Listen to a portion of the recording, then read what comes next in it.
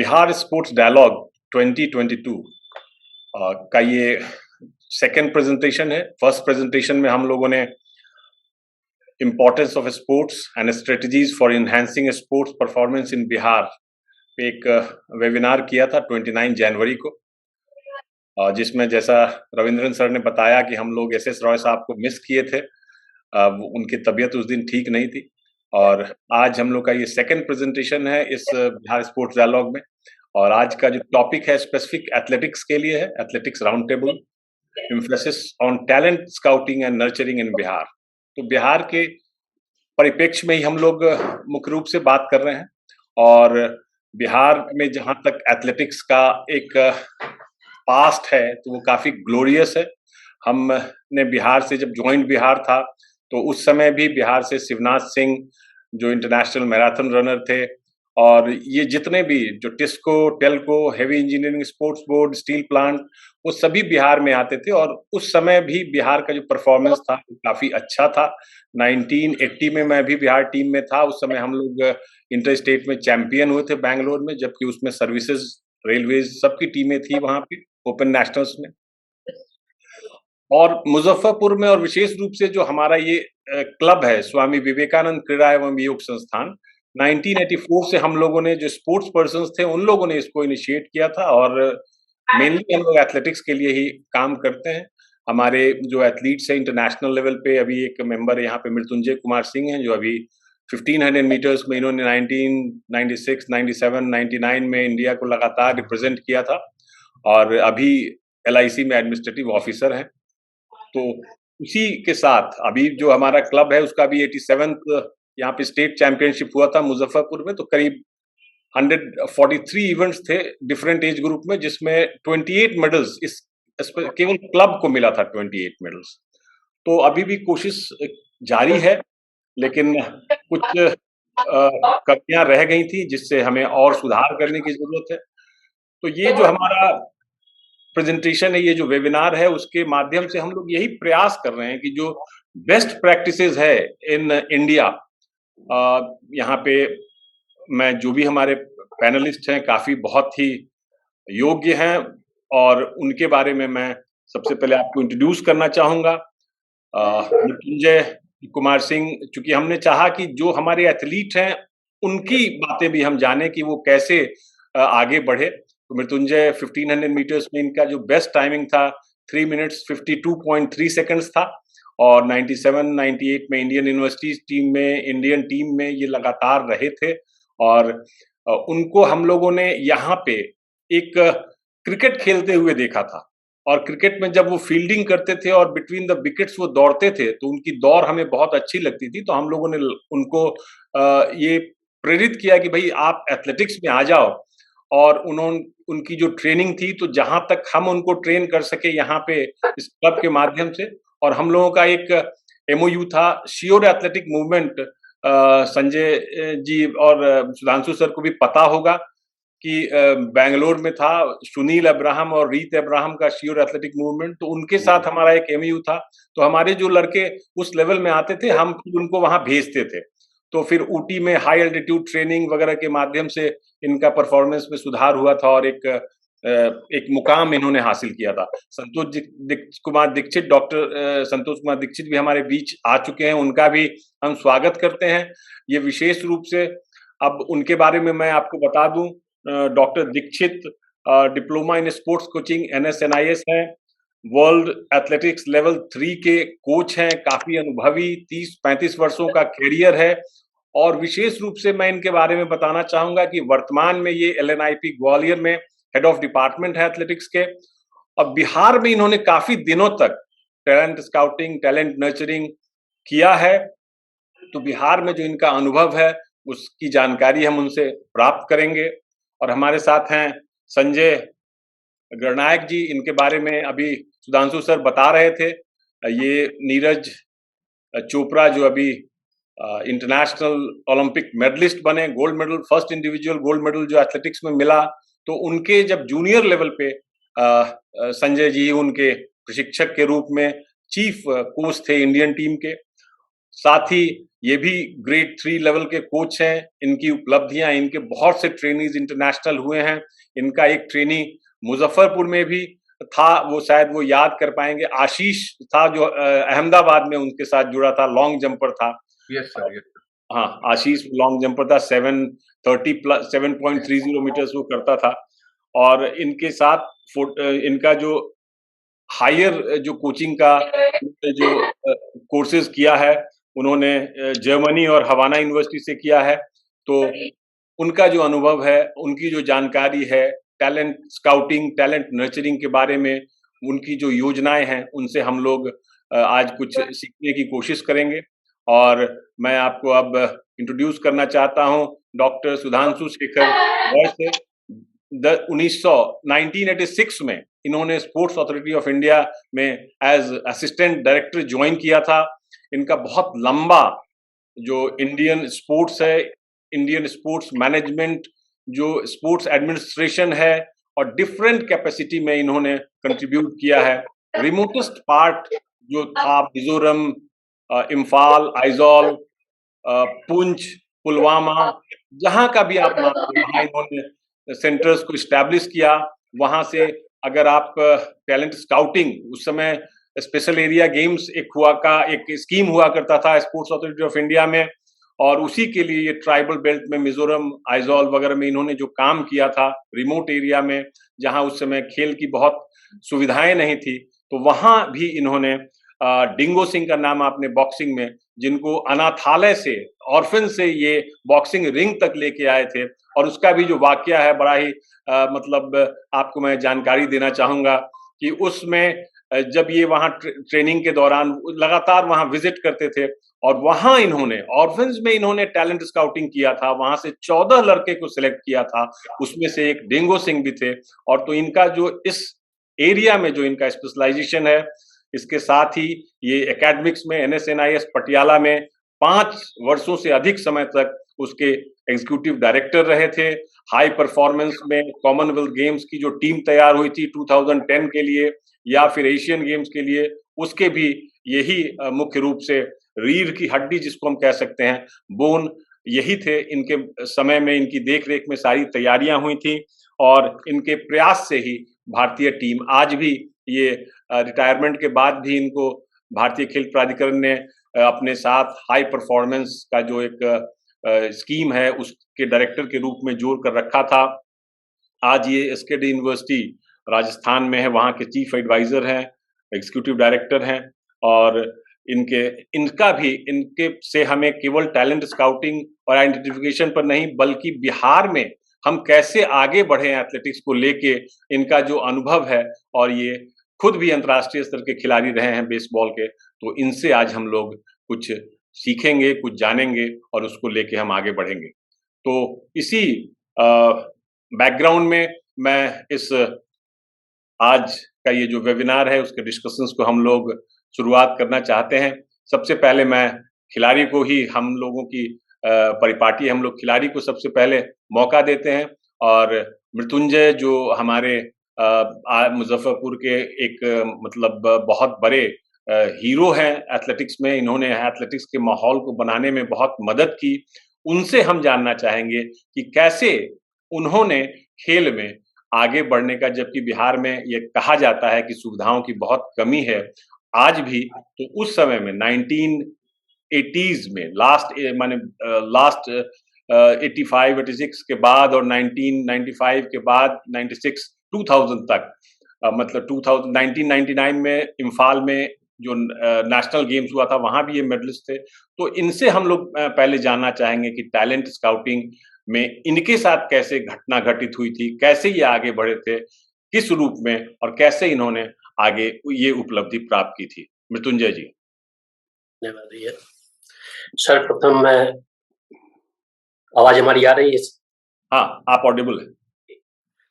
सर्वप्रथम मैं सारे फाइनलिस्ट जो हमारे बहुत वरिष्ठ हैं, उन सबों को प्रणाम करता हूं। और जैसा कि मैं बता दूं कि हमारे गुरु, हमारे बड़े भाई संजय भैया ही हमको ट्रेनिंग दिए थे।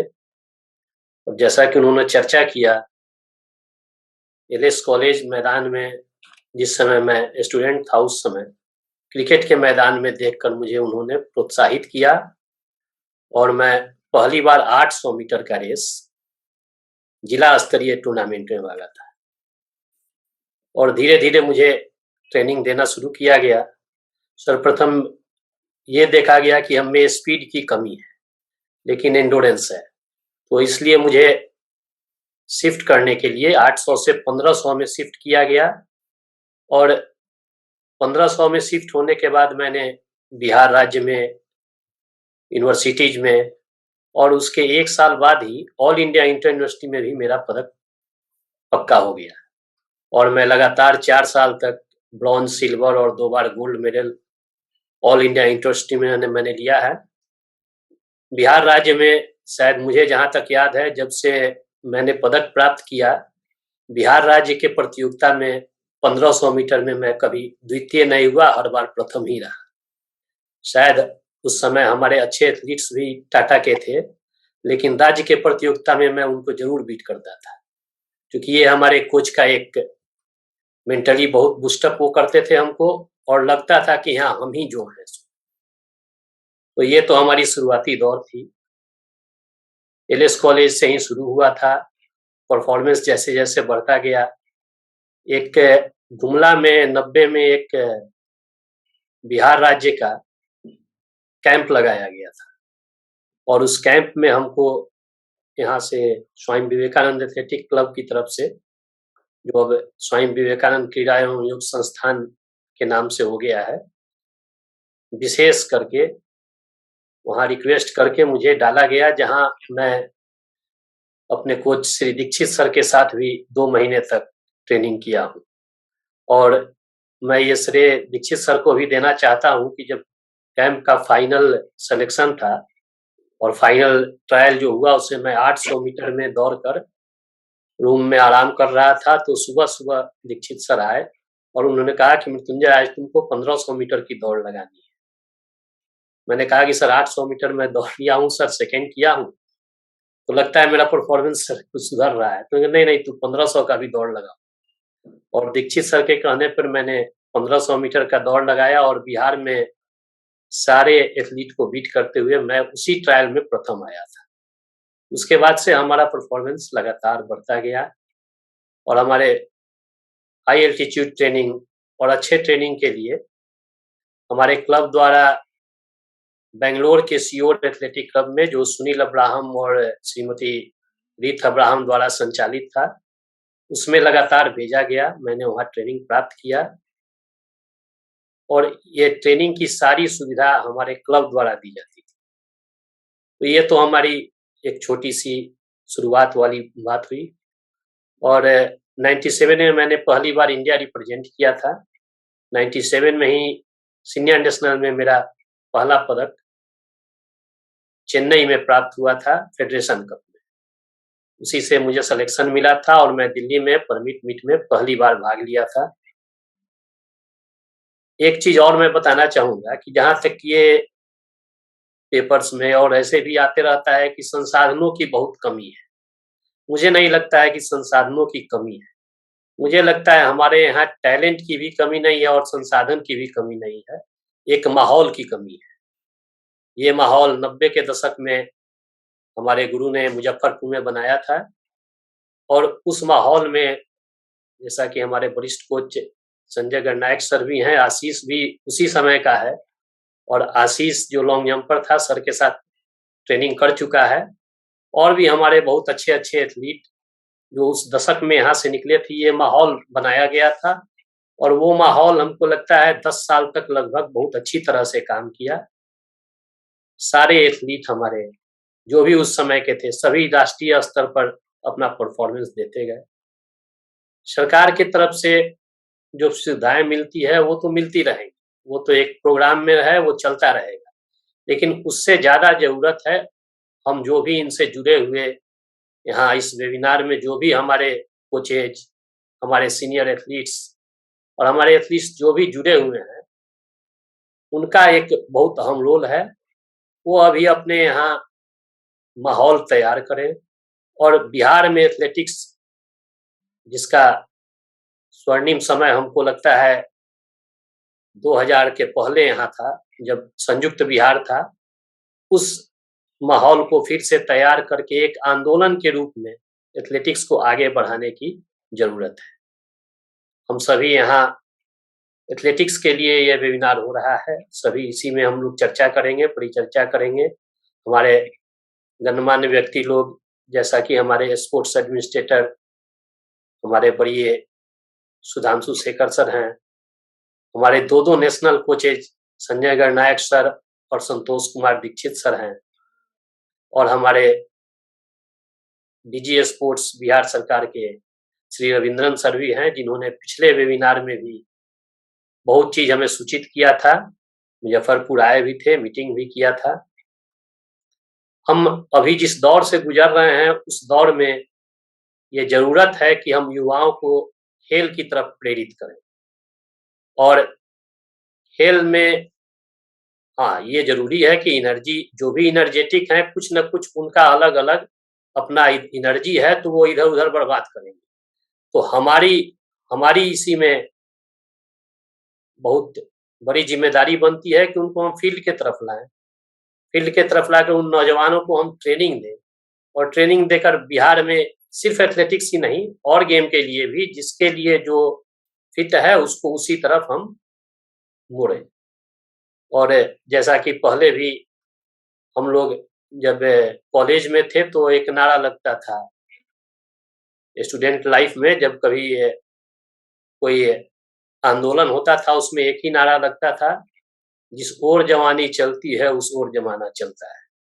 तो हमारा यह कर्तव्य है कि हम जितने नौजवान हैं उनको फील्ड की तरफ लाएं, स्पोर्ट्स के क्षेत्र में लाएं, एथलेटिक्स में लाएं, और बहुत ही ऊंचा स्तर प्राप्त करने की कोशिश करें। हमारी सभी अब जुड़े हुए सदस्यों से आग्रह है कि हमारे जो भी पैनलिस्ट हैं बहुत ही जानकार हैं, दो नेशनल कोचेज हैं और एक स्पोर्ट्स एडमिनिस्ट्रेटर हैं। इनके बातों को ध्यान से सुनेंगे और इसका फायदा उठाकर एक माहौल बिहार में एथलेटिक्स के लिए तैयार करेंगे, और इस माहौल के जो जरिए एथलेटिक्स को एक आंदोलन के रूप में बनाकर हम लोग पुनः एथलेटिक्स की, बिहार की एथलेटिक्स की स्वर्णिम समय की शुरुआत करेंगे। बहुत बहुत धन्यवाद मृत्युंजय जी, आपने अपने अनुभव से सभी को अवगत कराया। मैं माफी चाहता हूं कि मैंने, चूंकि मैं बहुत प्रोफेशनल नहीं हूं इस वेबिनार के मॉडरेटर के रूप में, मैं अपने सबसे प्रिय रविंद्र संकरन सर, जो कि बिहार में एक पैशन के साथ जिन्होंने 31 दिसंबर को ज्वाइन किया, सरकार से मांग के ज्वाइन किया, 1995 बैच के आईपीएस अधिकारी हैं, और मैं प्रतिदिन उनसे वार्ता होती है, तो उनका भी मैं अभिनंदन करता हूं। उनसे मैं बात तो मैंने की थी, लेकिन उनके बारे में मैं अभी आज के सभी लोगों को बताना चाहता हूं कि कई योजनाएं उन्होंने बनाई है, जो पिछले वेबिनार में भी उन्होंने बताया था।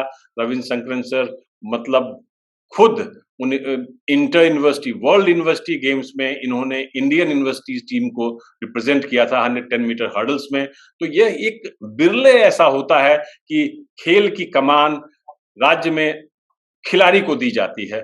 तो बिहार इस मामले में आज बहुत धनी है। बिहार बहुत, इसको हम कह सकते हैं, हमारा मतलब हमारे खिलाड़ियों के लिए बहुत अच्छा दिन है कि रविंद्र संकरन सर यहाँ जुड़े हैं। वो वर्तमान में एडीजी रैंक के पदाधिकारी हैं, एटीएस में भी काम करते हैं, लेकिन खेल का जो उनका पैशन है और जो उनका लेवल है, मैंने आपको बताया, वर्ल्ड यूनिवर्सिटी गेम्स में उन्होंने 110 मीटर हर्डल्स में इंडिया को रिप्रेजेंट किया था, तो उनका भी मैं अभिनंदन करता हूं।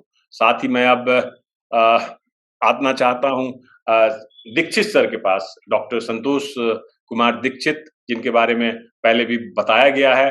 डॉक्टर दीक्षित जी से हम लोग ये जानना चाहते हैं कि उनका जो अनुभव है बिहार में काम करने का और देश के अन्य राज्यों में काम करने का, तो मुख्य रूप से एथलेटिक के विकास के लिए, और एथलेटिक्स के साथ साथ जो सबसे मूल चीज है टैलेंट, जब हमें टैलेंट मिलेगा तभी तो हम उसको नर्चर करेंगे और उसको आगे लेके जाएंगे। तो उसके लिए क्या कोई, क्योंकि पहले जो एक समय था, उस समय तो जैसे शिवनाथ सिंह या श्री राम सिंह वगैरह का समय था, हो सकता था इस तरह की व्यवस्था होती तो और अच्छे परिणाम हमें मिल सकते थे। आज बहुत ही एक अच्छे ढंग से प्रयास भारत सरकार द्वारा और राज्य सरकार द्वारा भी किया जा रहा है, और बहुत वरिष्ठ लोग हैं यहाँ पे, तो मैं उनसे उनका अनुभव और उनका जो मार्गदर्शन है हम लोग डॉक्टर संतोष कुमार दीक्षित से जानना चाहेंगे। डॉक्टर दीक्षित। मैं अनुरोध करूंगा डॉक्टर श्री संजय गणनायक जी से, जिनके बारे में पूर्व में मैंने आपको बताया था कि उनका कितना कोचिंग में के क्षेत्र में कितना बड़ा अनुभव है, कितना ज्यादा अनुभव है। तो मैं उनके अनुभव में, और विशेष रूप से स्पेसिफिक जो हमारे सामने अभी सबसे बड़ी समस्या है टैलेंट स्काउटिंग की, रिमोट एरिया में या जहां भी हम लोग, अभी क्या होता है किसी टूर्नामेंट में जाते हैं, वहां हमें कोई फर्स्ट सेकंड करता हुआ मिलता है तो हम उसी टैलेंट पे साथ काम करते हैं। लेकिन मुझे लगता है कि इसके साथ कुछ और भी तरीका है, जो बिटल टेस्ट है, बैटरी टेस्ट है, उसके माध्यम से कैसे हम इसमें आगे बढ़ें, कैसे एक मॉडल बनाएं बिहार के लिए, एक ऐप बनाएं, कैसे डेवलप करें जिससे कि हम लोग इसमें अच्छा काम कर सकें, अच्छे टैलेंट के साथ काम कर सकें। Shri Sanjay ji. Good evening, sir, and good evening to all the panelists. First of all, I am thanks to Dr. Sanjay sir for giving me this opportunity to be today with this webinar. So first of all, Sanjay sir को ये भी बता देना चाहता हूँ कि sir मैं भी एक साल बिहार में काम किया हूँ. I have worked 1 year in Bihar in 92 में as SPD Center Gumla. That was my first posting when I joined SAI before I was in Air Force. Then I joined in SAI. So 1992, that was my first posting. There is a special project development area in Bihar, Gumla. So I was there 1 year. So that was a good experience for me.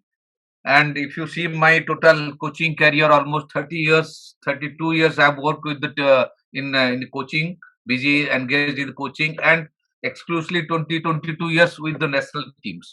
We are 22 years with the national teams and with elite athletes. I've worked and I have visited to all, right from as a coach of Indian team, right from Olympics to Asian Games, Commonwealth Games, World Championships, SAP Games, all format I was coach of Indian team, and I produced also many medals, Asian medals and Olympian during my 22 years attached with Indian team. And out in that also 6 years I was the chief coach of the Indian team. So let me already Dr. Sanjay sir has given introduction about me. I no need to give my boosting myself. And even though also I was the head of department in athletic also in Patiala for the last 20 years. 20 years I was there along. I was work with Dr. SUDHANSHU sir. He was my boss there. So he has given me free hand to work for the development of sports in NIS Patiala to look after exclusively for the Indian teams. So I had a chance.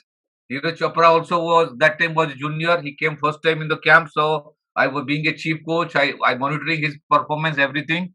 And first time he got a medal in World Championship in 2016.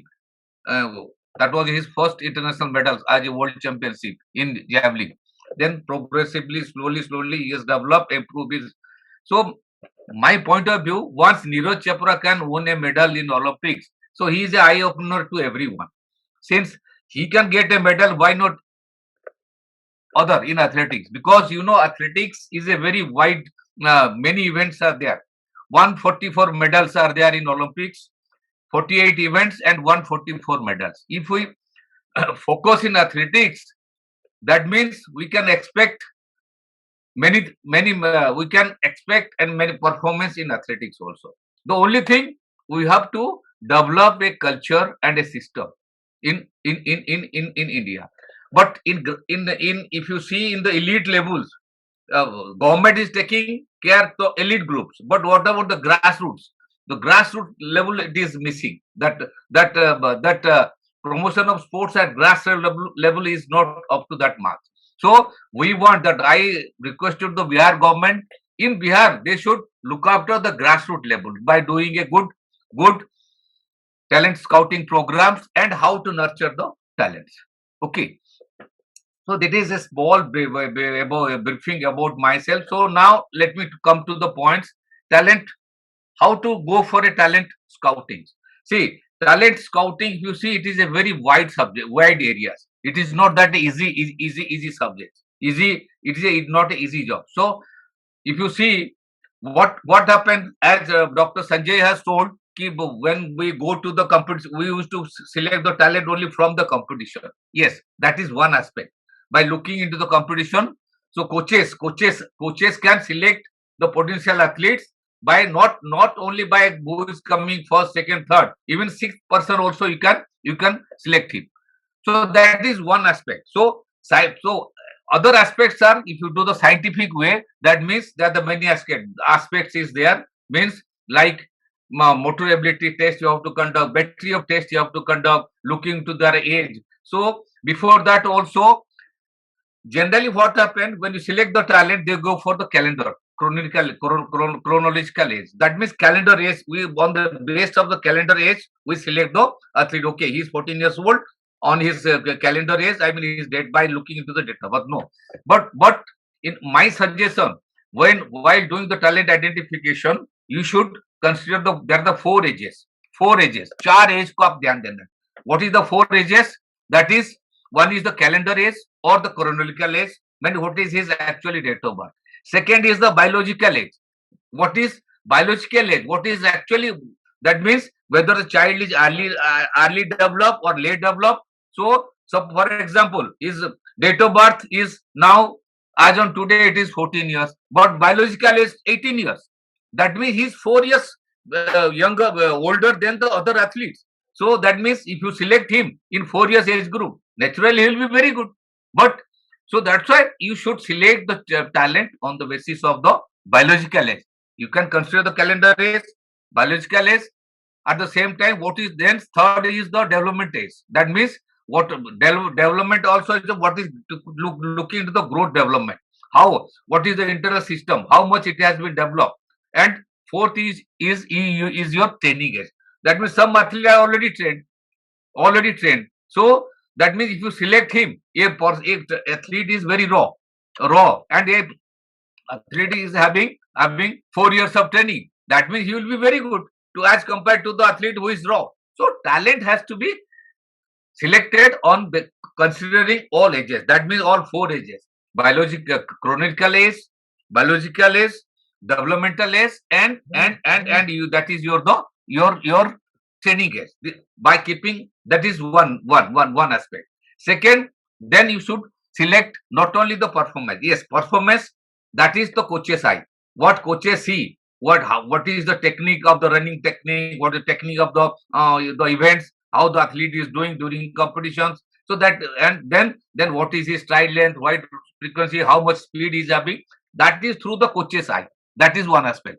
One aspect, your anthropometrical characteristic profile of scientific way, battery of test, then by considering their all 4 ages, then through coach's eye. So these all parameters you have to include while doing to the talent identification. See, above all, it is a culture.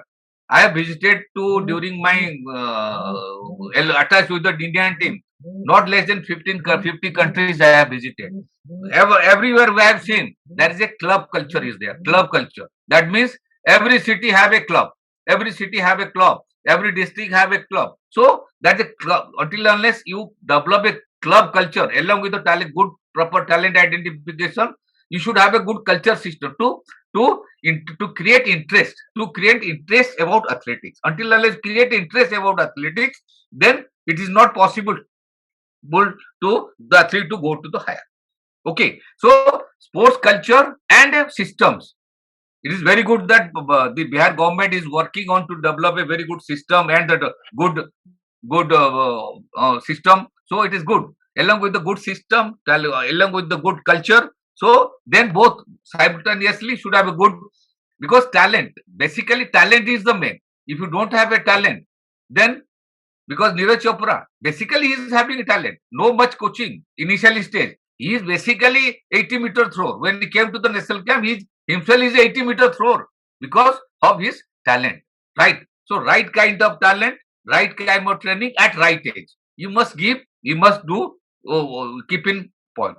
So thirdly, why I am telling to you must consider our biological age, because we used to catch the child very early and finish them early. Catch them young and finish them young, because of the overage problem. If you introduce the biological age, means then you will reduce the overage problem, because many times the athletes to get medal, he used to change his date of birth many times. Maybe he looks maybe 14 years, but his actual age will be 18 years. If you do the biological age verification or medical test and all, then you will come to the what is his biological age. So talent has to be based on the biological age. So all 4 ages you have to consider. Okay. Now then you have to introduce many hostels also. I don't know how many hostels are in Bihar, because hostel system also, because you have to introduce hostel system, then national coaching excellency centers and feeder centers. Feeder centers will be, you can develop a club culture. All cities you should have a feeder center. From the feeder center, then the athlete will move to the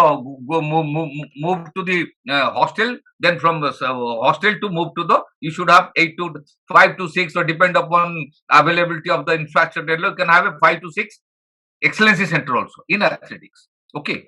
And so as a whole, if you develop a culture, develop a system, naturally talent is, see, I have seen 1 year of when I was in Gumla, lot of talent are there.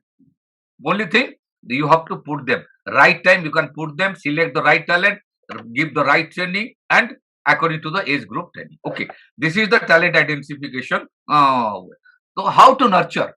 If you see, generally athletics is a late age event. Okay, it is late. If you see the Olympic performance and all, the performance is coming at about 25 to 26 years. That's why I am telling athletics is a late age event, not is early age event.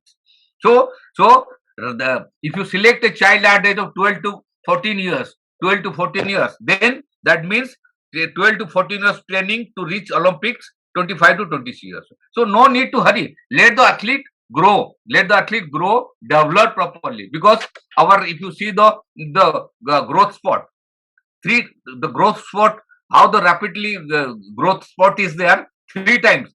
One improvement of growth spot is in the childhood, in the infancy and the childhood. Second will be rapid growth spot will be in poverty phase, and third will be in when your athlete reach to the adolescence. That means adolescence about 18 to 90 years. That's why keeping in all these parameters, so if you see the nurturing the talents, athlete develops in 5 stages. Okay, first stage it is your kid athletics. Second stage, because to athlete reach from kid athletics to high performance stages, reach to Olympics, he or she has to come over 5 stages. That is, one is your kid athletics, second is your multi events, third stage will be your event specific group, fourth will be your specialization, and fifth will be your high performance. See, 5 stages. Not like because if you give a child to a high performance training at the age of 14 years, that means you will not be able to reach to the Olympics. That means you can catch them young and kill them young. So wait, because since athletics is a late age event, so the athlete should progress from kid athletic stages or multi-event stages to reach high performance stages. It takes about 10 to 12 years. But you cannot give the high performance training at the time of the athlete you are putting in the multi-event stages. So kid athletics is what? Why kid athletics? That means in the schools, you just introduce kid athletics in the club or in the schools to promote athletics, to promote athletics. It is below the age of 12 years. 8 to 12 years will be the kid athletic stages. During these stages, no athletics training.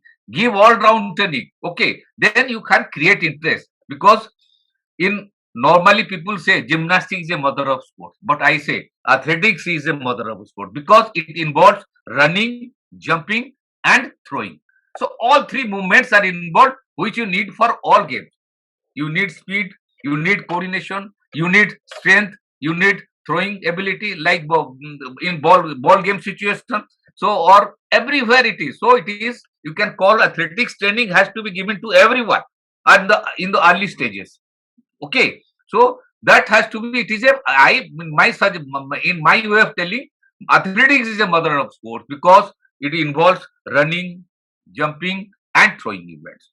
So the kid athletics stages, it is below 12 years. Then you can select. Yes, what you can exactly take what ages we can select. But I must suggest you should select the child between 12 to 14 years of age. That is a multi stage. That is a multi stage where no specialized training, nothing. You have to promote athletics. You teach all fundamental skills, everything, all fundamental skills, all speed factor, coordination factor, agility factor, okay, all explosive strength qualities, all body weight qualities. That is the stage. So I must say 12 to 16, it is the age where you can select when go for the talent identification, initial stage of selection. Okay, then when go for the center of excellency, because our specialization start after 16-17. When you start after 16-17, you can go for the center. Then 16 to 20, you can keep the center of excellency schemes, where now the Sai Sports Retd of India also doing. They have NCO scheme is there. We are the TIDC member. We are selecting 16 to 20. 21 is the age where you can go for the center excellency. But before that, for the hostels, 3 stages will come. One is you promote the sports culture through clubs and all by to promote the kid athletics. Then move to the multi events, that is from 12 to 14 years. Then move to the event specific group, not even 100 meter. Event specific means sprints, hurdles. No, not sprints means 100, 200, 400, hurdle, all group. That is, if all you can teach, not specific only. Okay, he is only for 100 meter. It is very early to train him 100 meter. You can train him for sprints. That means cover all sprints, cover 100, 200, 400, small, then 100 meter hurdles. Okay, 400 meter hurdles. This is it, cover this. Then jumps, all jumps, not in high jump, long jump, triple jump. That is the age. So 14 to 16. Then move to from when the athlete cross 16, then you go for the specialization. Then you can go for either 100 meter, 200 meter, or long jump, triple jump. Go to the specialization. That will be also another 2 years of training. 2 years training in school level, that is kid athletics. 2 years in multi events. All you can promote all events, including athletics. Then you can improve their agility, mobility through all ball games, basketball, handball, football. You can give in. That is the stage where you can promote all these, create interest, create and develop all qualities, speed, agility. Then move to the event specific. Slowly, from 2 years, move to another 2 years, multi events. Then move to another 2 years. That is your event specific group. Then when the child is maybe 16 to 17, move to the specialization. And that is the stage where you can have your specialization training, not before 12 years. In India, because lack of knowledge of the coaches, lack of knowledge. Why? They kill because of they want to have medal very early stages. So they get the medal in 14, 16. And if you see how many is going to the senior level, zero. Because so that is athlete is development, means in a 5 stages you have to develop. So it means athlete development means under long-term athletic development program, LAD program, right time, right kind of training you have to give right time. So that is called. So in this way you have to nurturing selection and nurturing the talent. So because this is so, I hope things will be cleared.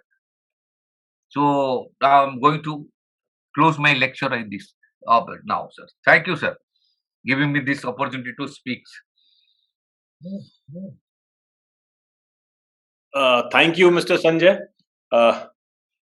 मेरे पास आपके लिए एक प्रश्न है, चूंकि आपने बहुत आपका नॉलेज है और कई जगहों पे आपने काम किया है, तो 2 तरह के देश ओलंपिक्स में मेडल प्राप्त करते हैं इंटरनेशनल इवेंट में. एक तो है जो डेवलप कंट्रीज हैं, यूएसए हैं, यूरोपियन कंट्रीज हैं, चाइना है, तो दे आर डेवलप कंट्रीज, तो उनके एक मेडल होते हैं. एक अफ्रीकन कंट्रीज हैं जहां पे वो या तो डेवलपिंग हैं या अंडर डेवलप्ड कंट्रीज हैं, उनको भी मेडल्स मिलते हैं। वहां पे इंफ्रास्ट्रक्चर हमसे भी कम है, वहां पे गरीबी हमसे भी ज्यादा है, लेकिन उनके पास ऐसा क्या है, ऐसा वो कौन सा सिस्टम है जिससे वो ओलंपिक्स में या आगे आने वाले इंटरनेशनल इवेंट्स में हमसे कहीं ना कहीं आगे हो जाते हैं। और उसको, उस गैप को कम करने के लिए हम लोग को क्या करना चाहिए in India, specially in Bihar?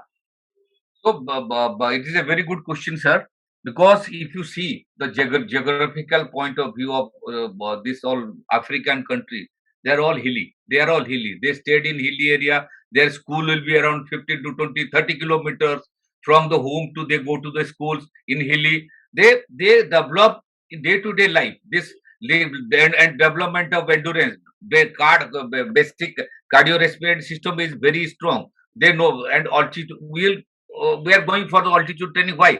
To improve all the internal function system. Without lack of oxygen, when you train there, then we'll have the benefit. So, but it is a the geographical condition. Yes, I agree. They have a very poor country. Even they don't have to get proper nutrition and all. When I've seen when they come to the Olympics, they see the system in the Olympics. These African countries are just starving because when they see the things has been in the, because in the games village many counters will be there, because they see the qualities, the good foods are there, they go and attack to that only, and because what my point of view, they have the geographical condition is such, they have a long distance automatic, it day to day life, they go for a long walking, to the school. So from the childhood, and that culture, what I say, that culture, it is a, they have developed a culture for endurance athletes. Thank you. Sanjay ji, can I intervene? Sir, please, Yes, sir. sir. Please, sir. Yes, sir. Yes, sir. Okay. Sanjay ji, in fact, I was taking notes from your talk. In fact, I was also confused and, thinking a lot about talent identification and talent nurturing. Thanks a ton. Really, you have opened my eyes and you have given enough material or enough guidance, tips to identify talents in Bihar and, and how to nurture the talent. That's a brilliant suggestion. That's what your experience is going to be a very big boon for sports development authority in Bihar. Thanks a ton. We would like to engage you in identifying and nurturing the talents in Bihar in future also. Having said that, yeah. Thank you so much, sir. It's my pleasure, sir.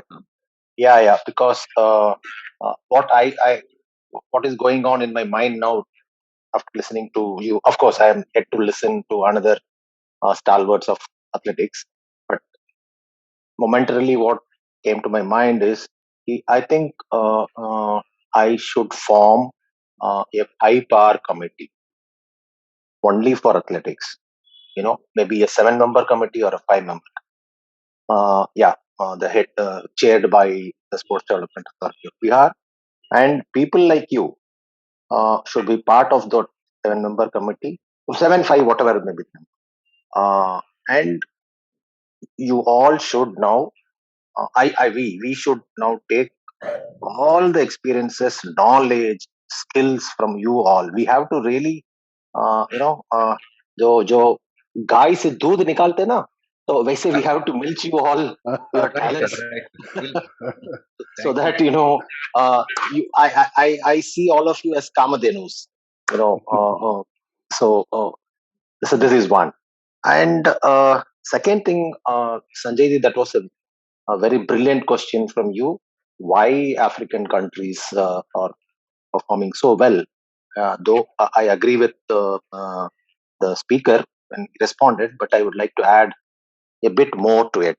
Yes, geographical condition is correct, but apart from that, their anthropology, their anthropometric, their muscle development, their bone density, their you know, in this world we cannot talk about a particular race. It's not permitted, but we all know, whether it is Olympics, whether it is golf, whether it is tennis, Yeah. whether it is boxing, one particular race, the Negrito race as such, they have outshined everybody. You talk about any game, Yeah. because there is a system called जो Darwinian theory है कि the more the muscle is put into use, the particular muscle gets strengthened. That is what the Darwinian theory says.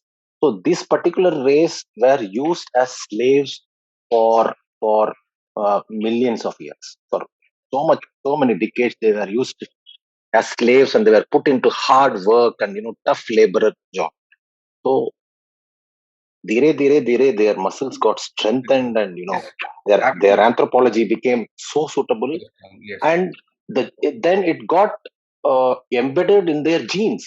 Then they transmitted those genes for several years, so they have become a naturally talented. This is one thing which I wanted to add. Absolutely, That's all. sir. I agree. That's all. The same thing, sir, is with these northeastern states, Manipur, Mizoram, and all. Because of the genetic conditions, their 50% advantage is that only. Because in these sports like boxing and now cycling also they are doing well, just because of their muscle build. Now weightlifting, you see this Kunjarani Devi or this girl, new one, you can't even think that they can lift 10 kgs, but they are lifting 200, 245. So it is mostly genetical and their muscle built up and all that. Correct. Because they even like Ethiopia, my elder sister was there. I had been there, stayed there for a while. There, even today the postman will go 30-40 kilometers on walk, not even a cycle or something like that. So and the schools and colleges and everything. Even Bolt did not have a proper track to run till I think Reebok or somebody made and gave it to him. So that's why. And I only regret I was with Sanjay GARNAIK for 7 years. I should have attended his classes. कुछ सीख जाता नहीं तो. Yes, nice. Thank you. It is my.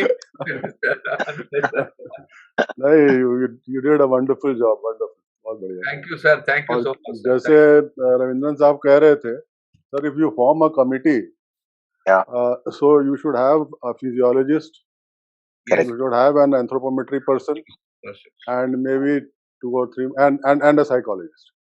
Correct. So that the person's will to participate also is one of the major issues. Because you can select somebody who is just not willing. Like we see half the parents who go to the cricket field taking their children.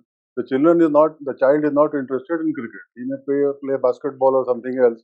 लेकिन माँ बाप ने तो कहना है कि खेलो cricket he. So that is one thing which is. I totally agree with you. Yeah. So the child should be willing. It's like psychology person should be there, anthropometry and physiology. The rest all people who can, coaches can be there, whoever you want. Okay. And somebody like Dr. Sanjay SINHA to drive them. Yeah. Totally agree. Yeah. Of course, that's good. Thank you, all panelists. A wonderful session is going on. Lot of questions and counter questions and answers. Definitely इससे हमारा जो purpose है वो हमें solve हो रहा है और हम लोग किसी एक दिशा में जा रहे हैं. अभी 2-3 दिन पहले मैं रविंद्रन साहब से मिला था, तो उन्होंने हम लोगों ने एक पायलट प्रोजेक्ट के बारे में सोचा था कि इसको हम लोग टैलेंट स्काउटिंग करें वहां पे किसी एक डिस्ट्रिक्ट में जहां पे एथलेटिक्स का कुछ है. लेकिन मुझे लगता है कि आज संजय गणनायक जी के जो उनका जो इनपुट्स है उसके बाद हम लोग उसको थोड़ा एक रविंद्रन सर उसको और रीस्ट्रक्चर करेंगे और कैसे हम लोग आगे बढ़ेंगे, ये काफी आगे हम लोग उसको देखेंगे. बिहार के लिए क्या बेनिफिशियल होगा और बिहार के लिए जो बेनिफिशियल होगा वो अल्टीमेटली कंट्री के लिए भी बेनिफिशियल होगा, क्योंकि सबसे ज्यादा एडोलसेंट और यूथ का पॉपुलेशन इंडिया में अगर कहीं है, सबसे यंगेस्ट स्टेट है बिहार है. तो यहाँ पे अगर हम यूथ को टारगेट करते हैं, एडोलसेंट्स को टारगेट करते हैं, और आज जो संजय जी ने काफी अच्छी बातें बताई 4 तरह के एज, हम तो केवल कैलेंडर एज की बात करते थे, वो बायोलॉजिकल एज, डेवलपमेंट एज और ट्रेनिंग एज की उन्होंने बात की, तो हम सब आई ओपनिंग है सर ने, जैसा रविंद्रन सर ने कहा था। तो अब हम लोग, मैं इसके साथ ही मैं आना चाहता हूँ, इसके बाद भी और भी क्वेश्चंस होंगे तो फिर हम लोग संजय जी को फिर हम लोग बताएंगे, उनका हम लोग व्यू जानेंगे। लेकिन अब मैं सुधांशु शेखर सर से, जिनके साथ मैंने स्पोर्ट्स अथॉरिटी ऑफ इंडिया में, जब वो 86 में गए थे, मैं 88 में गया था, तो मैंने कुछ काम 2 साल तक किया था। और एसएजी में हम लोगों ने टैलेंट स्काउटिंग का हाइट हंट स्कीम किया था हमने बाड़मेर में। बिश्नोई कम्युनिटी है, 13 years of age, 6 feet height, तो उनके साथ हम लोगों ने काम किया और उनको ले जाके हम एलएफपी में वाटर स्पोर्ट्स में उनको हम लोगों ने यूज किया था। बाड़मेर में लिम्बाराम, श्यामलाल जो पत्थर तोड़ते थे, सुधांशु सर ने उनको निकाल के लाया था और वो एशियन चैंपियन हुए थे आर्चरी में। तो मतलब टैलेंट स्काउटिंग के लिए एक, मेरे हिसाब से जो सबसे जरूरी बात होनी चाहिए कि जो टीम हो बहुत डेडिकेटेड हो, वैसी ही डेडिकेटेड हो जब हम जमीन का जिस तरह से सर्वे करने के लिए निकलते थे कैंप लगा के, और गांवों में 1 वीक के लिए रहते थे और टैलेंट स्काउटिंग करके लाते थे, फिर उनको एक असेसमेंट कैंप में रख के उनको फिर वहां असेस किया जाता था, और तब हम फिर डॉक्टर करण सिंह के साथ मैंने काम किया है, बहुत बड़े फिजिकल एजुकेशनिस्ट थे और उनका काफी बड़ा कंट्रीब्यूशन है। तो उसी तरह से हमको एक पैशन के साथ काम करने की जरूरत है। मुझे पूरा विश्वास है रविंद्रन सर हैं तो हम लोग इस दिशा में आगे बढ़ सकेंगे, और सुधांशु सर का और संजय जी का हम लोगों को मार्गदर्शन भी मिलेगा। मैं सुधांशु सर से, मेरे पास तो बहुत क्वेश्चंस हैं, उनसे तो आज बहुत जानने की हम लोगों की इच्छा है, लेकिन मुख्य रूप से बिहार जिसको वो जानते हैं, बिहार को जानते हैं, उन्होंने यहाँ पे काफी दिनों तक पढ़ाई भी की और यहाँ खेला भी है। उसके बाद वो 86 के बाद से यहाँ से निकल गए थे, तो एक बहुत लंबी अवधि तो बीत चुकी है, लेकिन उसके बाद भी वो जानते हैं।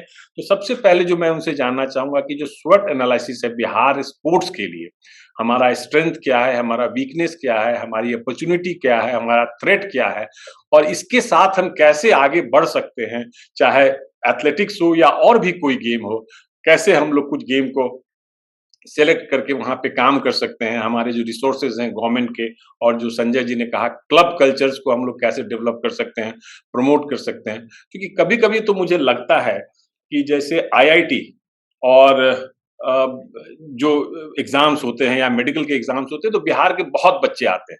तो बिहार के बहुत बच्चे इसलिए नहीं आते हैं कि यहाँ हमारे कॉलेजेस और जो स्कूल्स हैं वहां पे बहुत ज्यादा उस तरह की सुविधा है, वहां भी सुविधाएं कम है, लेकिन एक जो कोचिंग कल्चर है, तो ये जो क्लब कल्चर है, उसी कोचिंग कल्चर से हम लोग इसको एक क्लब कल्चर के रूप में ले आए, वहां हम इनपुट दें, उनकी सारी सुविधाएं दें, तो लगता है एक माहौल बनाने में हमें मदद मिल सकती है।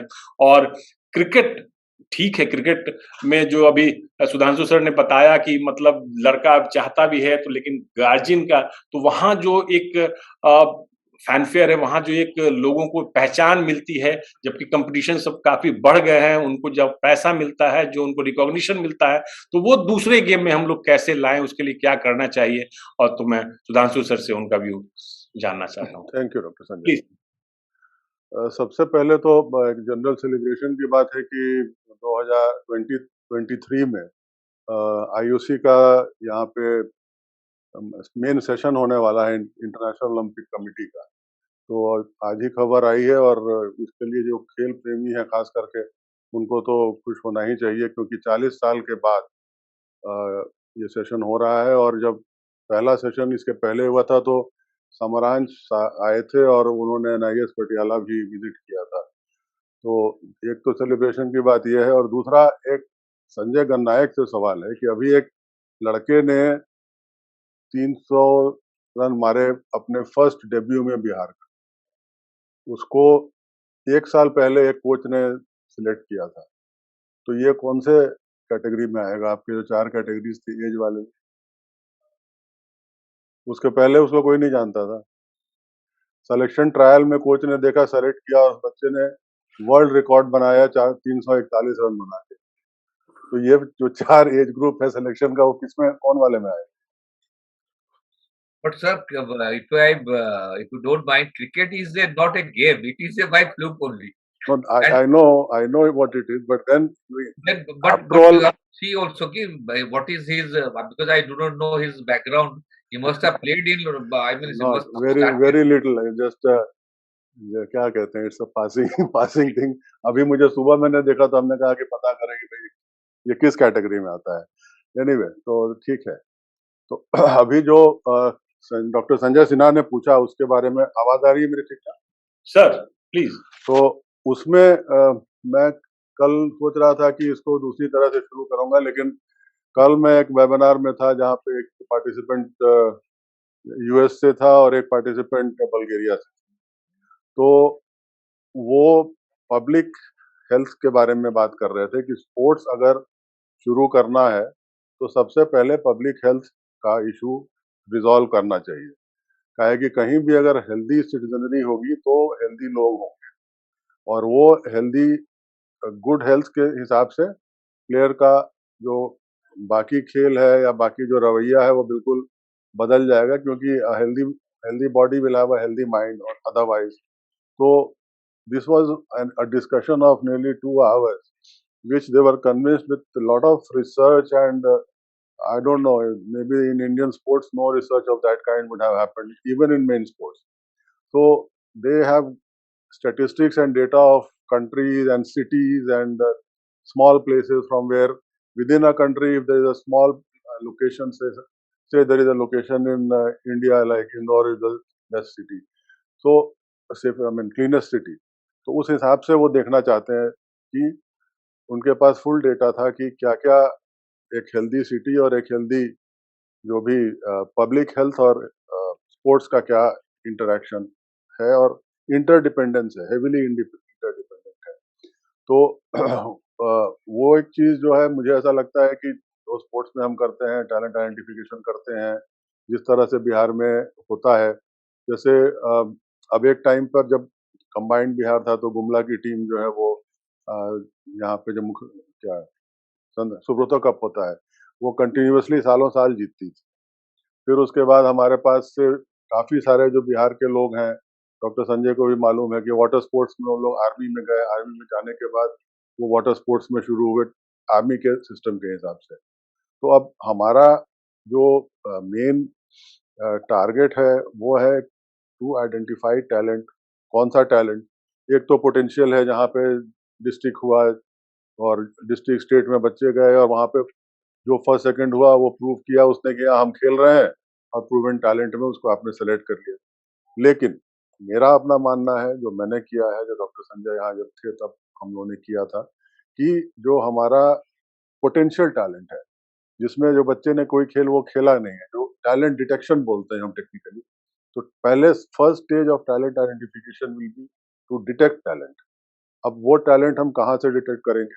उसके लिए जो है हमें जो भी हमारी ज्योग्राफिकल और डेमोग्राफिकल सिचुएशंस हैं, वहाँ पे कहाँ पे, जैसे मान लीजिए डॉक्टर संजय को याद होगा कि हमने एक प्रोजेक्ट बनाया था हाजीपुर से गाजीपुर, तो वो गंगा के किनारे किनारे चलता था. तो अगर वाटर स्पोर्ट्स लेना है हमको, तो जैसे जगतपुर में है उड़ीसा में संजय जहाँ के, तो अब वहाँ से हमारे पास गंगा है, अभी हमें वाटर स्पोर्ट्स का अगर लेना है तो उस बेल्ट से करेंगे. रेसलिंग का जहाँ से होगा, जहाँ से भी आप लोगों ने किया होगा, तो उस हिसाब से पहले हमको पोटेंशियल टैलेंट, क्योंकि प्रूवन टैलेंट बहुत स्पोर्ट्स में जो है वो उतने स्टैंडर्ड का नहीं है, क्योंकि एक बिहार का फर्स्ट पोजीशन होल्डर मान लीजिए रेसलिंग में और एक हरियाणा का फर्स्ट पोजीशन रेसलिंग में, बहुत वेरिएशन है. तो हमको पोटेंशियल, बिहार में ज्यादातर पोटेंशियल टैलेंट पे चलना पड़ेगा.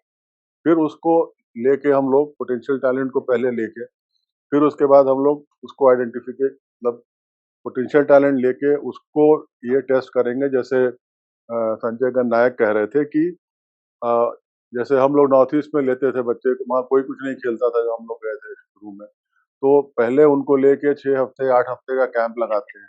फिर उसके बाद देखते हैं कि वो जो हमारा फिजिकल ट्रेनिंग है उसको वो अंडरगो कर सकता है कि नहीं कर सकता है, whether he can take the load of training.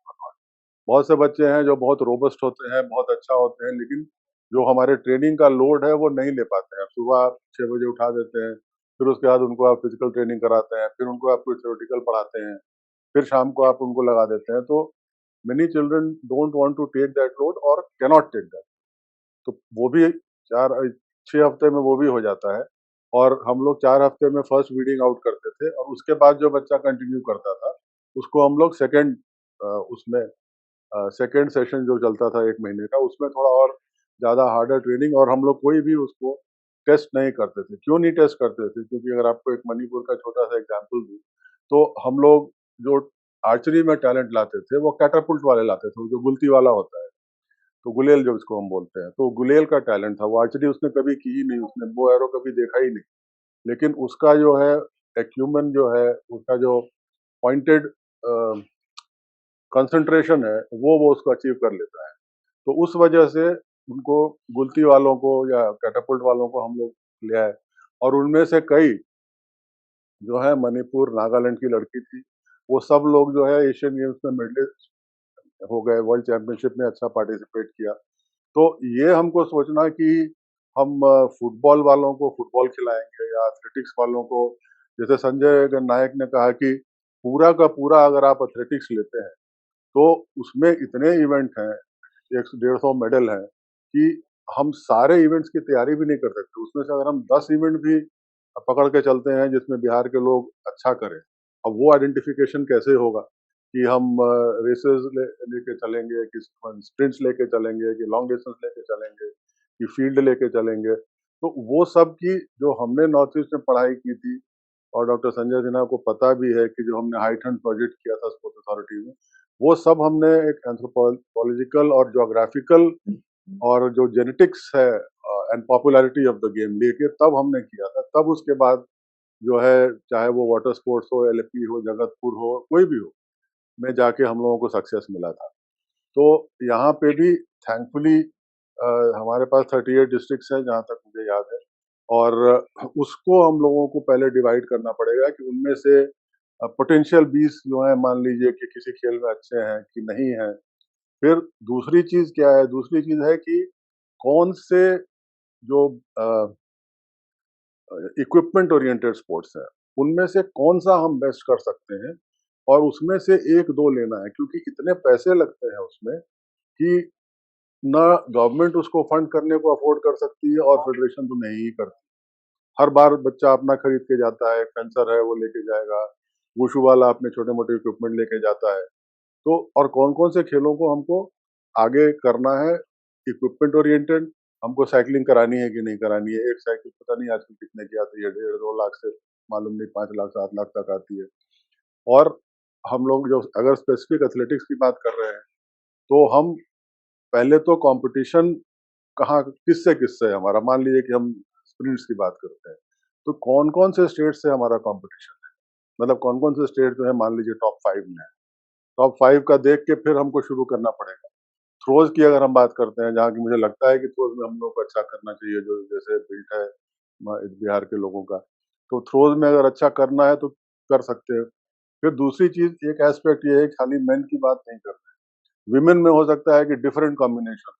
अब हरियाणा के जो बच्चे हैं वो फर्स्ट सेकंड थर्ड हो जाते हैं नेशनल्स में, फर्स्ट सेकंड हो जाते हैं नेशनल्स में, गर्ल्स जो है डिस्कस में और जैवलिन में और इसमें उसमें। तो हमको खाली अगर ब्रीच करना है तो मे बी हरियाणा और पंजाब को ब्रीच करना है फील्ड इवेंट्स में, as far as the women section is concern. अब ये तो मैं ऑफ हैंड बोल रहा हूँ, लेकिन उस तरह से मुझे लगता है कि पहले तो वो एक इन-डेप्थ स्टडी करनी पड़ेगी, जिन कुछ कोचेस को रख के, जो अभी रविंद्रन साहब कह रहे थे कि कुछ कोचेस को रख के जिनको अक्रॉस द स्पेक्ट्रम पता हो कि भाई नेशनल्स में क्या होता है, क्या नहीं होता है। और कुछ जैसे बहुत ही मतलब एलीट जो कोचेस हैं, जैसे आज संजय नायक भी लग रही है कि आज आप बहादुर सिंह से पूछ लीजिए, वो पिछले 30-40 साल का बता देंगे कि कौन से खेल में कौन से स्टेट के बच्चे आते हैं और उनकी टाइमिंग क्या है, उनका डिस्टेंस क्या है। तो अब उन लोगों की उम्र हो गई है, लेकिन they are always willing to help. तो उन जैसे लोगों को एक थिंक टैंक के हिसाब से, चलिए एक बार ट्रैवल कर सकते हैं आपके यहाँ तक, या कुछ भी एक दूसरा मोड ऑफ कम्युनिकेशन, यहाँ से 2 लोग जाके उनसे मिल सकते हैं। तो उस तरह से जाके हम लोगों को पता करना पड़ेगा कि अगर एथलेटिक्स करना है तो हमें 10 इवेंट में करना है, 12 में करना है, 14 में करना है। पहले तो ये रखना है, आपको आइडेंटिफाई करना पड़ेगा। फिर उसके बाद आपका प्रूवन टैलेंट का, मान लीजिए आप 100 मीटर की बात करते हैं, प्रूवन टैलेंट का जो आपका फर्स्ट है डिस्ट्रिक्ट में, उसका जो बाकी स्टेट्स के डिस्ट्रिक्ट हैं उसके टाइमिंग से कहाँ मैच करता है। हो सकता है कि 1 2 3 में भी ना हो हमारा। मैं I mean just I don't know कि हमारे यहाँ क्या टाइमिंग चल रही है आजकल। जैसे मान लीजिए कि 1500 मीटर है, जैसे ये मृत्युंजय जी दौड़ते थे, उसमें क्या टाइमिंग है, उसमें मतलब कहाँ से शुरू करना है हमको। मतलब हमारा जो फर्स्ट कॉम्पिटिटर है उसमें वो 5वें नंबर पर है, 6ठे में है, 7वें में। लेकिन वो इवेंट हमको नहीं करना है कि पिछले 10 साल में अगर हमने वो एवरेज किया है कि हम नीचे ही रहते हैं या टॉप 8 में हम नहीं पहुंचते हैं, क्वालिफाई नहीं करते हैं, उस पर फिर समय बेकार करने की जरूरत नहीं। तो मेरे अपना ये मानना है कि ये सिर्फ स्टेडियम या फील्ड ऑफ प्ले या ये सब चीज बनाने से और हम लोग कुछ रिजल्ट चाहें, वो नहीं होगा। पहले आपको एक तो सबसे बड़ी बात है कि कोचेस का नंबर, खाली एथलेटिक्स में अगर एक कोच आपके पास हो जाता है उससे भी कुछ नहीं होगा, आपको पता होगा, एथलीट है तो उसमें चाहे वो ट्रैक हो, फील्ड हो, जो भी आपको करना है उसका। और जब तक जैसे मणिपुर की बात अभी हम कर रहे थे और हरियाणा की बात कर रहे हैं, इन लोगों के यहाँ क्यों ऐसा हो रहा है, उनकी बेंच स्ट्रेंथ है। आज कोई बच्चा अच्छा नहीं करता है उनका या इंजरी हो जाती है, इक्वली उतना अच्छा बच्चा जो है अंदर आ जाता है। तो हमारे पास भी मेरे हिसाब से कि बेंच स्ट्रेंथ होनी चाहिए, हमारा डोमिनेंस होना चाहिए। जो भी हम करते हैं, जो भी इवेंट को हम करते हैं उसमें डोमिनेंस होना चाहिए। और फिर हमको आगे जो इनका सिलेक्शन टैलेंट आइडेंटिफिकेशन है वो तो थर्ड स्टेज है। पहले तो आपका डिटेक्शन की बात हमने कर ली, फिर उसके बाद टैलेंट स्काउटिंग की बात कर, फिर उसके बाद आइडेंटिफिकेशन आएगा, फिर उसके बाद डेवलपमेंट आएगा। तो इन सब के लिए हम क्या करते हैं कि जो बच्चा पहला आया उसको हमने सबसे जूनियर कोच को पकड़ा दिया। अब वो जूनियर कोच देखता है कि जो डेवलपमेंटल स्टेज में जो बच्चा है उसके कोच को तो सीनियर में जूनियर में मेडल मिल जाएगा। इसीलिए हम ये 60 साल के 12 साल वाले को पहले तो रगड़ेगा कि फटाफट इसको मिनी नेशनल्स में, इस पे उसमें मेडल आए। मेरा अपना ये मानना है, और अब दुनिया में भी लोग ऐसा मानते हैं कि अगर आप थोड़ी सी रिसर्च या पढ़ाई करवाइए कि जो एक्सपीरियंस्ड कोच है उनको आप बच्चों को दीजिए ताकि वो उस हिसाब से वहां से शुरू करें। मैं आपको एक इंस्टेंस देता हूँ। मणिपुर में 86 में आप जानते हैं कोई बॉक्सिंग नहीं थी, कुछ नहीं होता था वहाँ पे। लेकिन हमारा जो एंथ्रोपोमेट्री का जो टेस्ट हुआ उसमें ये बताया गया कि ये जेनेटिकली जो है वो बॉक्सिंग के लिए, वेट लिफ्टिंग के लिए, इसके उसके लिए ठीक होंगे। तो फिर हमने बॉक्सिंग का कोच एक रशिया से लाया, 70 साल का रहा होगा वो कोच, मिस्टर चुप्रो। और वो फिर उन्होंने आके जैसे बच्चों को खिलाया जाता है, हमको लगता था कि ये कॉन्ट्रैक्ट के खाली पैसा ले रहा है, वैसे मतलब जैसे बच्चों को थोड़ा थोड़ा गेम खिलाते थे। जो भी मतलब वो बॉक्सिंग के जगह पर वो ग्लव्स लाता था, जिसमें रशिया से ग्लव्स आता था जिसमें छन छन छन छन की आवाज होती है। और मतलब मुझे तो पहले 6 महीने तो ये लगा कि ये बस ऐसे ही हम सबको बेवकूफ बना रहा है। लेकिन ऐसा करके जो एक फिजिकल ट्रेनिंग है उसने विदाउट ग्लव्स, विदाउट एनीथिंग, उसने बच्चों को फिजिकली तैयार कर।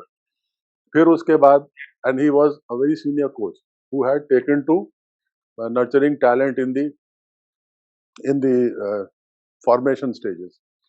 फिर तो उस हिसाब से हमको ये भी देखना पड़ेगा कि हमको कोई नया, आपने जैसे बाकी स्टेट्स में लगा रहे हैं 15,000 में एक कोच रख लेते हैं और उसको पकड़ा देते हैं बच्चों को। उसको तो रिजल्ट चाहिए, चाहे वो डिस्ट्रिक्ट लेवल का कोच हो तो उसको डिस्ट्रिक्ट लेवल का रिजल्ट चाहिए। जिसको मुझे ऐसा लगता है कि एक जो कोच जिसने काफी कुछ ठीक ठाक अचीव कर चुका है और अब वो समझता है कि उसके घर में उसको पोस्ट हो जाना चाहिए, उसके गांव में पोस्ट, उसको उस तरह से ट्रीट करके, और उसका एक्सपीरियंस से प्लेयर का बर्नआउट नहीं होगा। और उसको क्या है, उसको आगे जाके ऐसा कुछ नहीं करना होगा कि उसको अपने आप को प्रूव ना करना पड़े। तो मेरे हिसाब से पहले तो उतने नंबर ऑफ कोचेस चाहिए जो कुछ स्टेट्स में कर रहे हैं। जैसे यहाँ पे आपको संजय गर्नायक को लिया मध्य प्रदेश गवर्नमेंट ने, तो क्यों लिया इनको? इसलिए तो लिया नहीं कि ये जाके वहां पे सुबह सुबह सिटी बजाएंगे, इसलिए लिया कि ये ओवरऑल जो ट्रेनिंग है अब इनको कुछ अचीव नहीं करना। मतलब now he is being used कि he will monitor and see that the training is properly being done। और इसमें क्या है कि अगर बच्चा एक पोटेंशियल है, छोटा है, तो उसको हम 4 साल में बर्नआउट ना कर दें। अब आप देखिए हमारे यहाँ भी, नाम नहीं लेना चाहता हूँ मैं, हमारे यहाँ भी 2 3 4 साल में बहुत सारे जूनियर वर्ल्ड चैंपियंस हुए, लेकिन अब उनको इंजरी भी हो गई। नीरज चोपड़ा अकेला बचा है जो ओलंपिक तक पहुंचा। उसके पहले भी इवन जब संजय गर्नायक गए थे जूनियर कैंप, वो भी उस समय भी जो एथलीट जो उन्होंने मेडल जीता, जो वर्ल्ड मेडलिस्ट हुए, उसको बाद में इंजरी हो गई, क्योंकि आपने सोचा कि अब ओलंपिक्स में मिल जाएगा। 18 साल के 19 साल के बच्चे को ये इतना रगड़ा मारा कि अब लगता है कि कहानी खत्म। तो उस लिहाज से ऐसे लोगों को कोचिंग में इन्वॉल्व करना चाहिए, जो कि they don't have much to boost about और मच टू अचीव, और फिर उसके बाद जो है उनको जूनियर बच्चों को केयरफुली हैंडल करके वो डेवलपमेंटल स्टेज तक ले आए, 17-18 साल की उम्र तक ले आए, तब फिर उसके बाद जो है आगे की जो चीजें हैं वो हम लोग कर सकते हैं। काफी हो गया, और कुछ पूछना है तो I think you are mute. हाँ, कल जो आपका एक सेशन था तो मैं उसको देख रहा था, कल वेबिनार था जिसमें एक बुल्गारिया और जर्मनी के जुड़े। फिजिकल लिटरेसी, एक हम बात करते हैं लिटरेसी की, पहले भी हिंदुस्तान में कम था तो एक ड्राइव चलाया गया कि लिटरेसी को हम कैसे बढ़ाएं।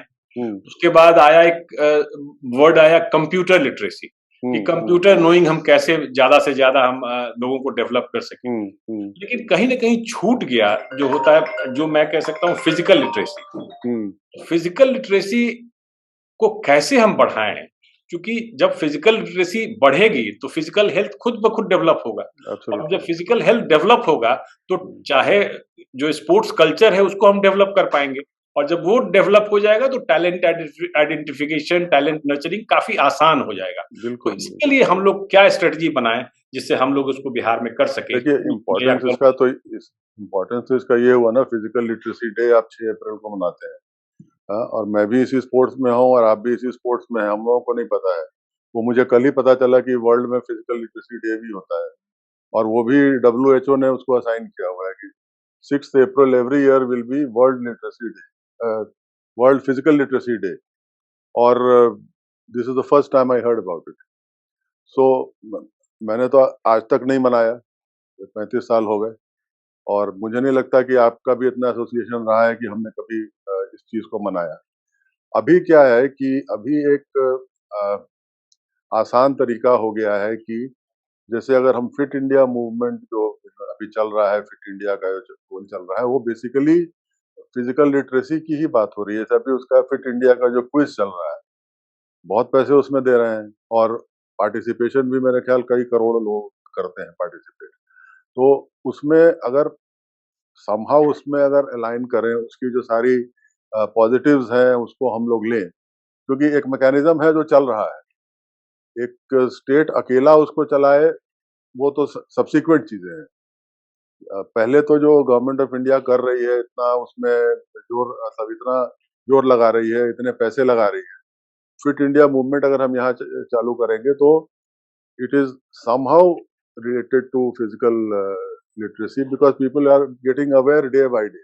और दूसरी एक चीज और है कि दो चीजें जो हिंदुस्तान में अजीब सी हो रही हैं, हर स्टेट में हो रही हैं, कि जो तो फिजिकल एजुकेशन का टीचर है वो है एजुकेशन डिपार्टमेंट के नीचे, अब पता नहीं बिहार में क्या है, और बट मेजोरिटी यही है, और फिर जो कोचेज हैं वो मोर और लेस सब वो होते हैं स्पोर्ट्स डिपार्टमेंट के नीचे। मेरा ऐसा ये मानना है कि फिजिकल, अभी से नहीं काफी दिन पहले से, कि जो फिजिकल एजुकेशन टीचर हैं वो स्कूल में आते हैं, अपना काम करते हैं, but they should act as community coaches also, क्योंकि जहां पर वो रहते हैं, जहां पे वो काम करते हैं, जहां पे वो स्पोर्ट्स में जाते ही रहते हैं, वहां पे इनको स्पोर्ट्स फिटनेस के एट्रीब्यूट्स को बताना चाहिए। हमको उनको अपने जो भी स्टेट में फिजिकल एजुकेशन टीचर्स हैं उनको बहुत मैसिव तरह से रीओरिएंट करना पड़ेगा कि वो फिटनेस और फिजिकल लिटरेसी को बढ़ाएं, क्योंकि फिजिकल एजुकेशन टीचर्स को हम बहुत ज्यादा ध्यान नहीं देते हैं। अगर एक बार आ गए हैं तो आ गए हैं, बट अभी हमारे लिए वही एक एजेंट है, और मेरे ख्याल इस एजुकेशन पॉलिसी में भी अब यही हो गया है जो नई वाली आई है, कि उसमें हर टीचर को थोड़ा बहुत स्पोर्ट्स से सीखना पड़ेगा, और अगर वो चाहे तो वो बच्चों को फिजिकल ट्रेनिंग भी करा सकता है जहाँ तक तो उसी हिसाब में जो sports authority of India Khelo India कर रही है फिजिकल ये फिजिकल एजुकेशन टीचर्स के लिए ई पाठशाला कर रही है। ई पाठशाला भी मोर और लेस वही चीज है, अभी थोड़ी देर में मेरे ख्याल लॉन्च हो गई होगी 14 तारीख को या हो जाएगी।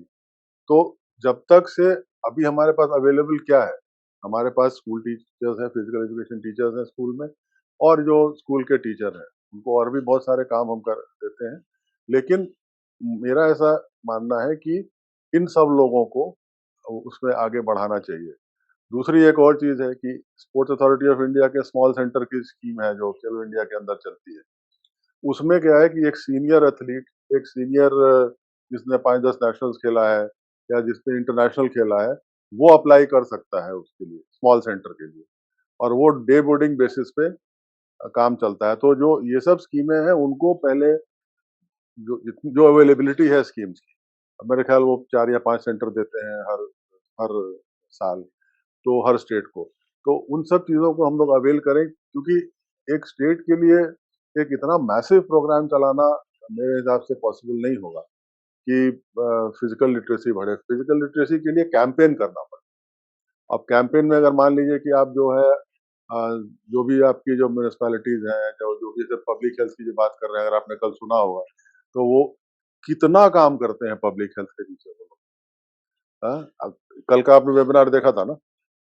हाँ, तो कितना काम करते हैं वो लोग उसके पीछे। तो अब उसमें हमारे यहाँ तो मतलब उतनी कॉन्शियसनेस भी नहीं है, तो मे बी अगर हम लोग वन ऑफ स्टेट होते हैं कि जो भी म्यूनिसपैलिटीज हैं, जो भी रिलेटेड उसके जो भी मिनिस्टर होंगे, जो भी होंगे, उनको भी इन्वॉल्व करना पड़ेगा, क्योंकि सिर्फ स्पोर्ट्स से और मंत्रालय से ये काम नहीं होने वाला है, क्योंकि कम्युनिटी का काम है, पब्लिक का काम है। इसके लिए करना है तो जो भी रिलेटेड लोग हैं, एजुकेशन डिपार्टमेंट है, उसके साथ करना। जी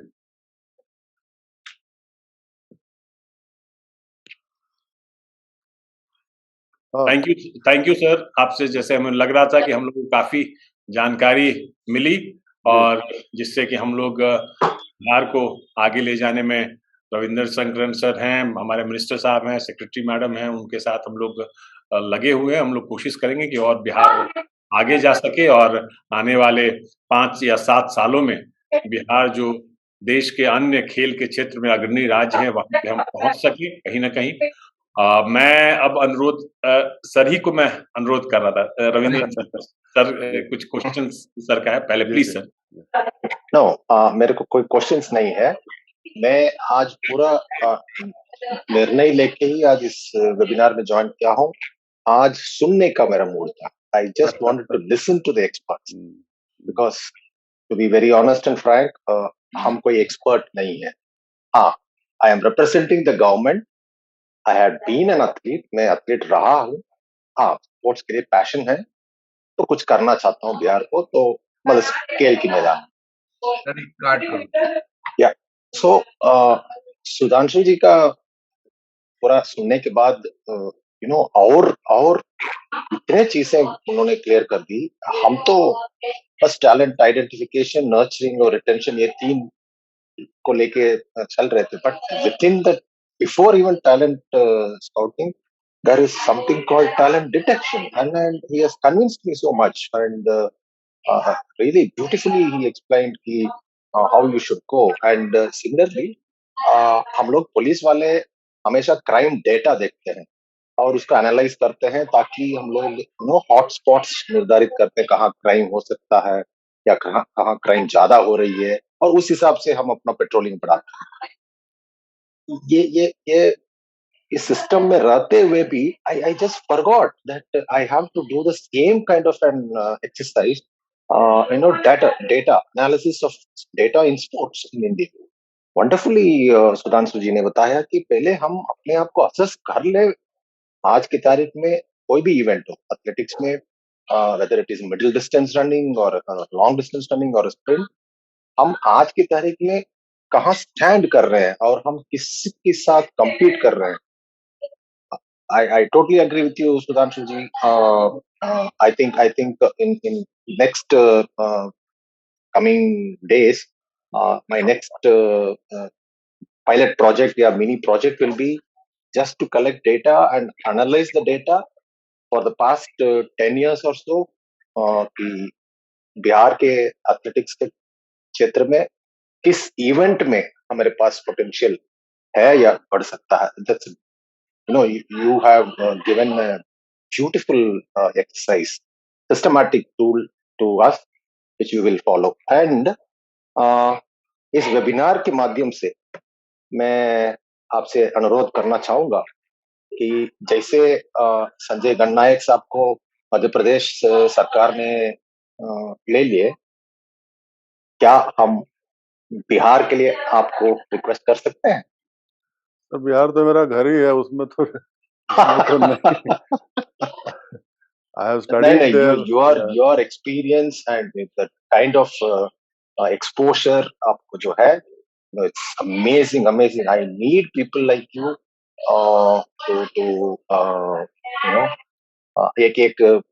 to infuse the sports culture.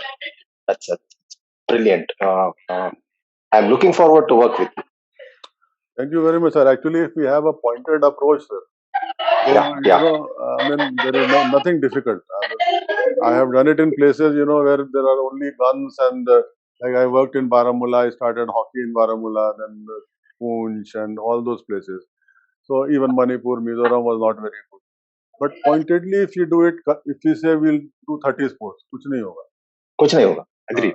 तो इसीलिए अब फिर खास करके दूसरी चीज एक और है सर, जो इक्विपमेंट ओरिएंटेड स्पोर्ट्स हैं, उनको हमको थोड़ा स्लो करना पड़ेगा, क्योंकि फिर सारे पैसे चले जाएंगे हमारे. Point well taken. तो जो फेडरेशन चला रही है वो खर्च ले अपना.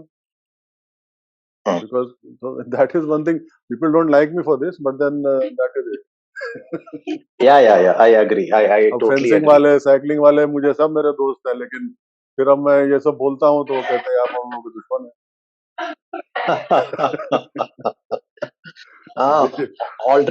ऑलरेडी मैं अभी ये सब फेस करना शुरू कर दिया हूँ. वो तो कहेंगे. तो इसलिए we'll take one. You can take one or two equipment oriented sports. There also we'll have to work out कि हम है कहाँ. And then individual sports where we don't spend much, and suddenly you will see that everything will change. Today our selection trial in Manipur is like a mela, because they know that the only source of employment is sports. BSF में, CRPF में, Bihar government में, पता नहीं कहाँ लग जाते हैं बच्चे.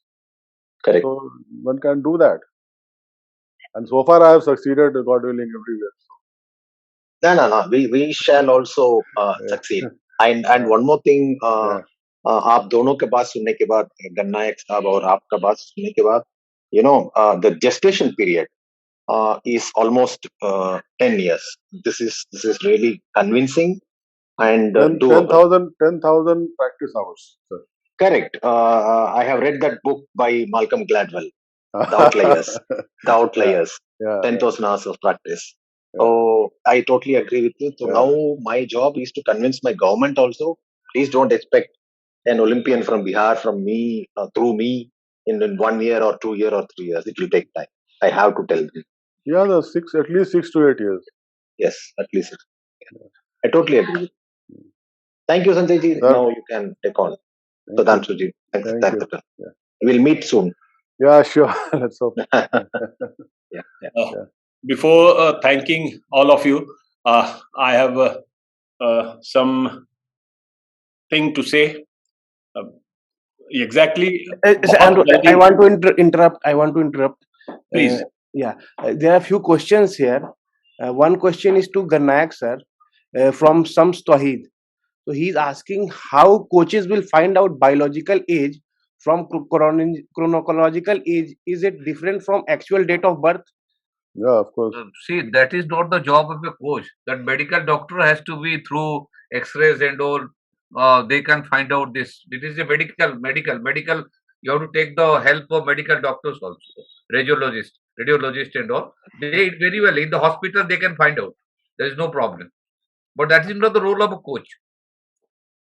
So you should involve during the talent identification. We can take after taking a preliminary selection, then they will go for the age verification test. So that is the biological. So on the basis of that, we'll consider that age only, not calendar age. What is T3 your biological age? So T3 accordingly. वाला T3 वाला as लेते हैं ना, क्या करते Yes, sir, yes, right, हैं? right. T3 वाला as लेते हैं. Yes, sir, yes, sir. The second question is from Dr. Arvind Jha. So he's asking to GARNAIK sir only. Sir, GARNAIK sir, identifying talent is most important. But what do you think about the talent and knowledge of coaches who are going to impart training to athletes? So that is also most important, but it comes after. First talent identification, then it comes after. Knowledge of coach, because sports is, athletics, it is a science-based. Athlete is the center, coach has to be driven. That is the philosophy of, this is the philosophy of coaching. Science-based. That means coach knowledge has to be science-based. Athlete, keeping the athlete in the center, the coach has to be driven. So this, if you know this concept, that there is no, because we have to update the knowledge of coaches also. The coaches, like SUDHANSHU sir also, he has pointed out, the top coaches should be given at basic level only, not like elite level. Because if you put the junior coach in the basic level, what happens? Same way he will give the training, because he is not knowing what training to be given to a multi-age events of athlete, 12 year, 14 years athlete, or to be given to a 22 years athlete. So because if you put this experienced coach in the beginning, that means he will teach the correct fundamental movements of technique or running or throwing. So that is the most important. When afterwards, it is very difficult to change the movement. Thank you, sir. You can continue, Dr. Sinha. Thank you Shiva. आज almost सभी panelist के अनुभव से हम लोगों ने लाभ उठाया है. रविंद्रन सर यहाँ पे थे तो उनको भी काफी नई नई जानकारियां मिली. मेरे लिए भी बहुत सी जानकारी है, क्योंकि मैं स्पोर्ट्स से काफी अलग हो गया था. स्पोर्ट्स एडमिनिस्ट्रेटर के रूप में था, लेकिन ये जो मुख्य बात है ना, स्पोर्ट्स के परफॉर्मेंस इनहैंसिंग के लिए जो बहुत मूल बातें हैं, उसको आज हम लोग फिर से हम रिवाइज करने का मौका मिला. और पुराने समय में जो कुछ काम किया था, तो हम लोग तो उसी पैशन के साथ आगे बढ़ना चाहते हैं. रविंद्रन सर हैं यहाँ पे. लैंडमार्क ओकेजन था. आज सुधांशु सर ने बताया 40 वर्षों के बाद इंटरनेशनल ओलंपिक कमेटी की अगली बैठक 2023 में मुंबई में होगी.